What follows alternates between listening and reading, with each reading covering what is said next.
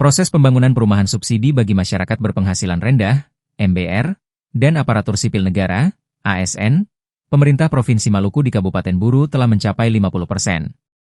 Pembangunan perumahan tersebut diawali dengan peletakan batu pertama oleh pemerintah Provinsi Maluku yang dihadiri Asisten Perekonomian dan Pembangunan Provinsi Maluku, Kasrul Selang, pada Sabtu, 25 Oktober 2025. Kegiatan peletakan batu pertama berlangsung di Desa Lala, Kota Namlea, Kabupaten Buru.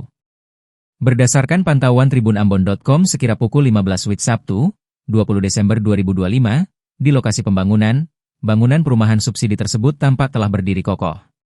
Sejumlah unit rumah sudah diplester menggunakan pasir halus, sementara beberapa unit lainnya masih dalam tahap pengerjaan. Selain itu, bagian atap rumah terlihat belum sepenuhnya ditutup menggunakan atap seng. Pengawas proyek, Mukadar, saat ditemui di lokasi mengatakan progres pembangunan saat ini telah mencapai 50%.